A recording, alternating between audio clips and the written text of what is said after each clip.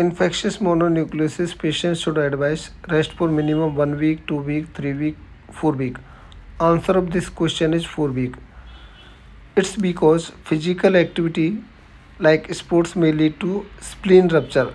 Because in infectious mononucleosis there is splenomegaly is there that may persist up to 1 month post recovery. Infectious mononucleosis or glandular fever is a common disease caused by infection with the Epstein virus, that is DNA virus, and in a group of herpes virus. Subclinical infections are common, although all infected patients present with mild and self-limiting disease. Epstein virus has special affinity to the B lymphocyte cells and mainly affecting the epithelium of the oropharynx and genital tract. And this virus is mainly transmitted by bodily secretions, mainly saliva, most commonly by kissing. Infection with Epstein virus occur worldwide. Among humans, usually occur as subclinical infection in early childhood. Infectious mononucleosis is most commonly seen in young adults between 15 to 25 years of age.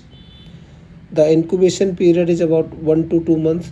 Many patients cannot recall being exposed to Epstein virus. After recovery, this virus remains in the saliva for months. More than 90% of Epstein virus infected persons intermittently have lifelong shedding of virus even when asymptomatic. It means they can shed virus for lifelong and can infect another person by kissing. Epstein virus is acquired by contact with infected cervical or oral secretions. Transmission can be via blood transfusion also. Infectious mononucleosis has incubation period about 4 to 7 weeks. Patient present with classical feature of sore throat, tonsil enlargement, cervical lymphadenopathy, periorbital edema, especially involving lower lids or bilateral lids. It may involve upper lids also, and this is called Hoagland sign or Hoagland sign, and may present with fever.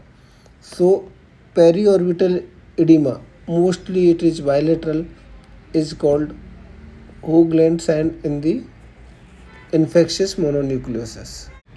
Fever, cervical lymphadenopathy, severe pharyngitis with diffuse pharyngeal inflammation and tonsillar swelling can be have exudative or non-exudative type of pharyngitis. You can see this picture is classical exudative tonsillar pharyngitis with, you can see, cervical lymphadenopathy. Maculopapular rest can be seen. Pituitary on hard and soft palate can be seen. Swelling of anterior and posterior cervical lymph node plus axillary, epitrochlear, mediastinal and mesenteric lymph node inflammation can be seen. Splenomegaly about 50% of cases with acute mononucleosis can be seen.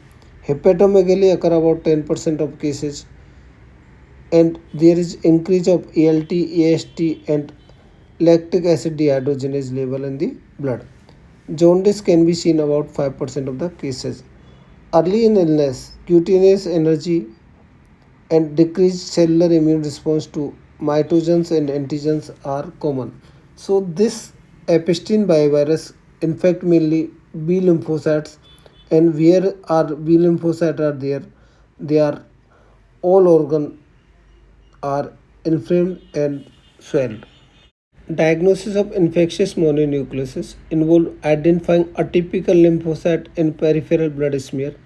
During Epstein virus disease, number of lymphocytes increase about 50 to 60% of total leukocyte in the peripheral blood, about 20 to 50,000 per ml, of which 10% are atypical lymphocytes, or you can say these cell atypical lymphocytes are called downy cells. So this triad of fever, cervical lymphadenopathy and acute tonsillitis with more than 50% lymphocyte and blood cells, in which 10% are atypical lymphocytes. This criteria is called Hoagland criteria or Hoagland's criteria to diagnose the infectious mononucleosis. The monospot test and pulmonal test are type of heterophile antibody test.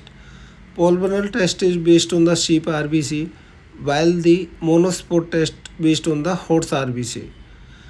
Better test is monospot test, that is horse RBC test, that is more sensitive and more specific for the infectious mononucleosis.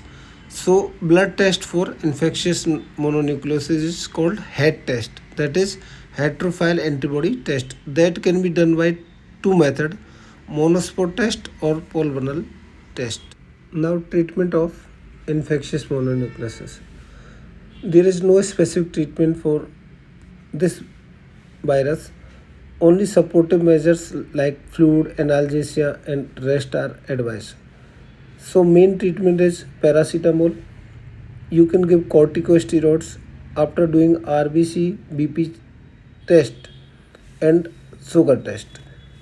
And you have to give hydration to the patient.